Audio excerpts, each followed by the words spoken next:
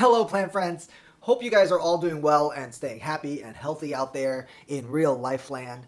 In this episode, we are going to answer the most common water propagation questions that I get asked or I hear people asking. That doesn't make me a snoop, it just makes me right. So let's just get to it. Okay, so here I have some cuttings being propagated in this jar of water, and they're all doing pretty well. I have some Monstera addisonii in here, and then I have like a Syngonium something or another in here. So the most common question that people ask is, how often do you have to change the water? And I know that there are it's such a range of answers that you find out there, right? Some people are like, change it every day, change it every 3 days, change it every 5 days, change it every week, change it every 2 weeks. This one I have not changed for probably 2 to 3 months. um, as you can see, it gets really gunky. I do, obviously the water evaporates or gets absorbed or whatever, and I have to like, refill it, but I don't, pour everything out and then refill it with water. I haven't done that for several months. So you can see, yeah, it's a little gunky. There's like gunk in there, and right, right. But there are still roots. The plants are sort of still doing fine, and there we go. Right. So I think there's a wide safety margin of how often you need to change out the water. If you want to do it every several days or every week, every 2 weeks, that's fine. I don't think there's really anything wrong with that. But if you're lazy like me, obviously these cuttings are doing really well. When you're asked like, why do you have to change water so often or as often, I think the most common answer, or at least the most common explanations I have heard are, one is like, you want to keep the water aerated because it reduces the amount of rot. So that's one. I think the other is that the longer you keep the water in the water unchanged, the more bacteria and like algae or mold or microorganisms grow in there or fill it up, and that limits the water absorption capacity of the water roots. Right. So, in addressing that, one is that I'm not sure how well the aeration of the water really affects root rot and successful propagation in water. I'm not quite sure. I understand the science of it. I just don't really think that it's as big a deal as people make it seem.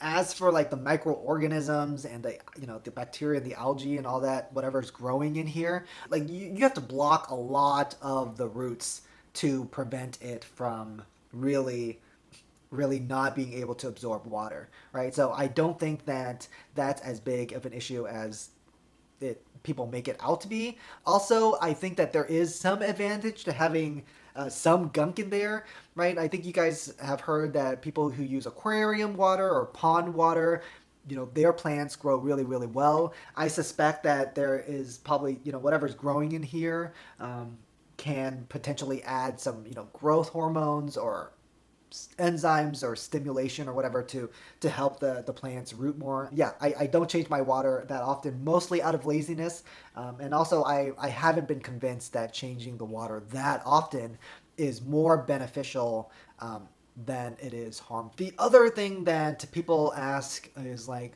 do you need rooting hormone? For those of you who haven't looked into it, rooting hormones usually sold as like a powder. You can look it up anywhere. Just Google it. But it's usually a powder, and supposedly it helps with root growth. Some people use it a lot and swear by it. Other people don't use it at all. I don't know if it works or it doesn't work. I haven't been convinced that it works. So if you don't have it, you don't want to like bother, then just don't bother. It hasn't been like a huge game changer or anything. So that's kind of what I have, or my thoughts on rooting hormone. If you use it, I don't think it hurts, but I haven't been convinced that it's really, really helpful. Third question that I get asked really commonly is like, my roots, or not my roots, my leaves are yellowing or browning or dying, or I'm losing my leaves as I'm rooting. should I do something differently, or should I change or anything?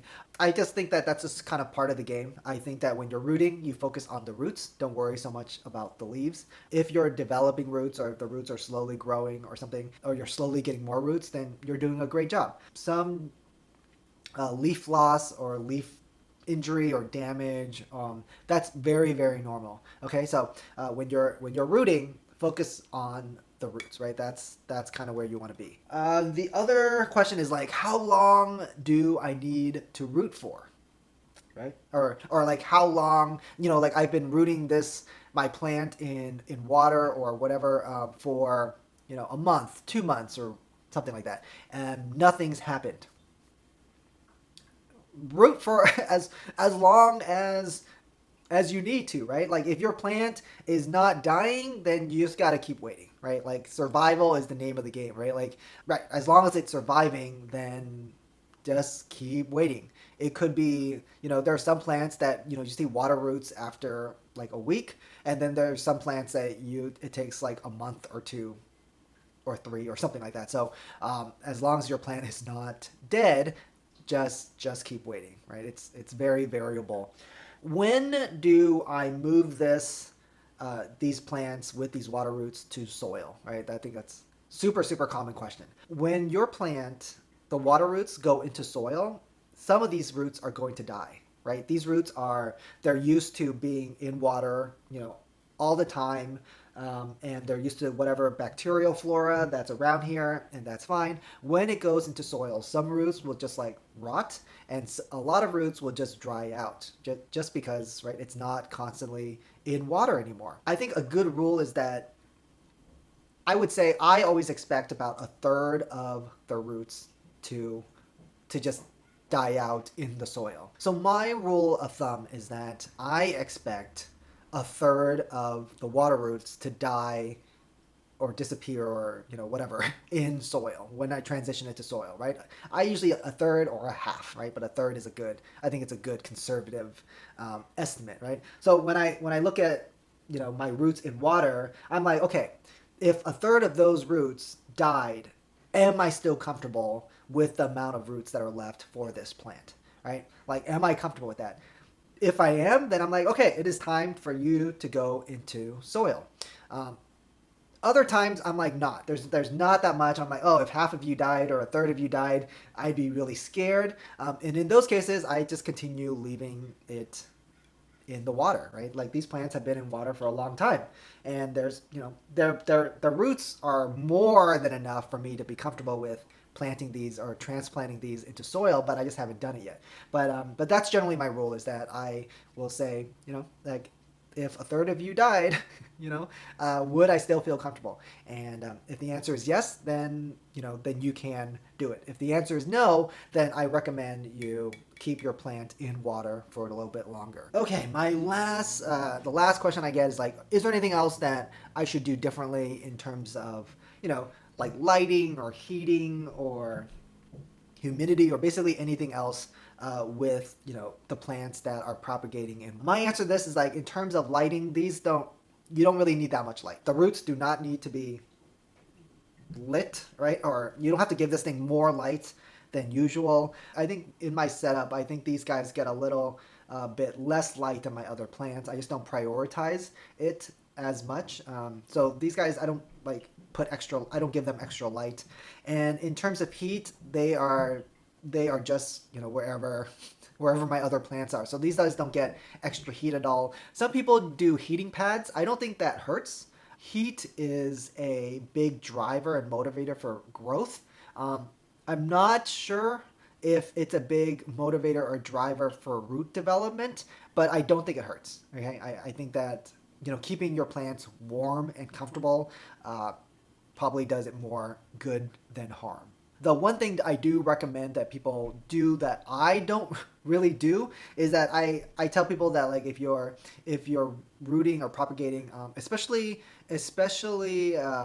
expensive specimens, or especially specimens that are known to be harder to root, or specimens that like if you lost them that you would definitely cry or definitely ruin your day or week, what I would recommend is that I would increase the humidity. The reason for that is that what are roots used for, right? Roots are used to absorb the water and keep your plant hydrated, right? So when you don't have that many roots, that specimen is, it's not being hydrated optimally, but the rate of dehydration, as in the rate in which your plant is losing water, it's still going on, right? Your plant is still losing water, whereas your plant is not gaining enough water. So the one thing that you can do to help it from losing as much water is you can keep it in a more humid environment, right? That will decrease water loss, and it allows your plant to survive longer as it's trying to grow its roots. I really don't do that as much, or at all. I just kind of keep my propagating plants with my other plants, but that laziness has cost me some plants. Okay, so just know that like I have definitely had plants that died because I did not keep them as the humidity as high as I should have. So some people do it different ways. Some people, they put like a plastic bag or some plastic covering. Some people put these in, in a container or an area that has more humidity, or they keep it closer to the humidifier. So there's different ways that you can do it. But just know that like if you can augment the humidity for your cuttings that are propagating in water or basically anywhere else, I think it does help the survivability, and it will increase your chances of success. So I think those are the main questions that I feel get asked about water propagation. So I hope that this video was helpful, guys. If you like the shirt and you want to support the channel, the links are somewhere down there, and it's also on my Amazon storefront page. So that's it for this episode, and see you guys next time. Happy planting.